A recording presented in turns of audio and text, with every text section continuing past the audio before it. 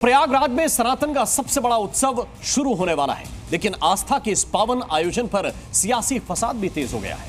मुस्लिमों की एंट्री पर रोक और वक्फ बोर्ड के दावे को लेकर संतों और नेताओं में टकराव गहराता जा रहा है। बीजेपी नेता संगीत सोम ने तो कह दिया है कि मुस्लिम कुंभ में आए और शिव की आराधना करें।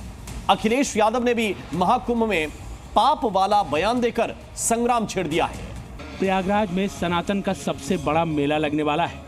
देश विदेश से करोड़ों श्रद्धालु आस्था की डुबकी लगाने संगम तट पर पहुंच रहे हैं, लेकिन महाकुंभ के महाआयोजन में मुस्लिमों की एंट्री पर बैन को लेकर छिड़ा घमासान और तेज हो गया है। अब बीजेपी नेता संगीत सोम ने कहा है कि मुस्लिम भी कुंभ में जाएं, लेकिन उससे पहले गंगा में डुबकी लगाएं और भगवान शिव की आराधना करें। वक्फ बोर्ड पर निशाना साधते हुए संगीत सोम ने कहा कि महाकुंभ में वक्फ की जमीन नहीं है, अगर होगी भी तो वो पाकिस्तान में होगी। नहीं, मैं उस फेवर में हूं कि मुस्लिमों की एंट्री तो हो, लेकिन मुस्लिम जाएं और जाके पहले गंगा जी में डुबकी लगाएं। वक्फ की कोई संपत्ति नहीं है। वक्फ की अगर कोई संपत्ति होगी तो वो पाकिस्तान में होगी।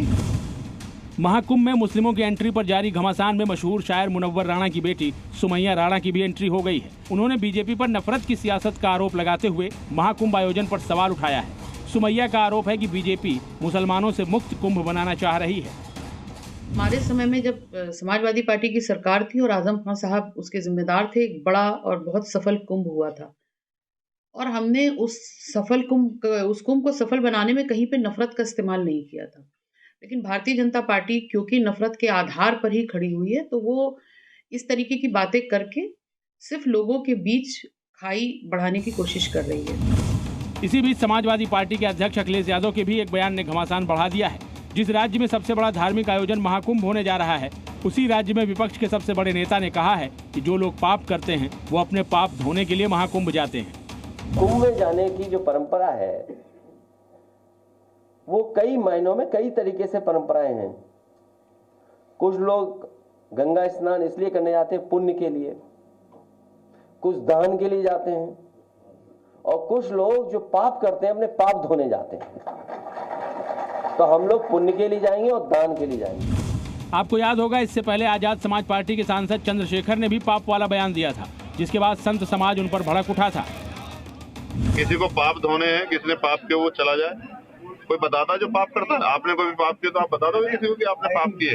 मेरा ये कहना है, हम इस देश में उन लोगों के लिए रोटी, कपड़ा, मकान, बुनियादी सुविधा और सम्मान की लड़ाई लड़ रहे हैं जिनको हजारों साल तक जाति, धर्म, संप्रदाय के नाम पर अपमानित किया गया।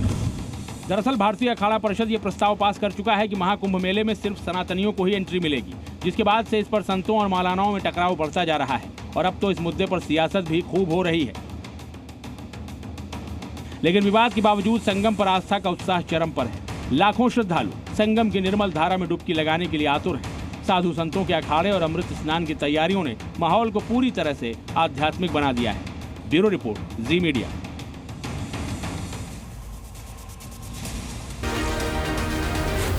जी न्यूज़।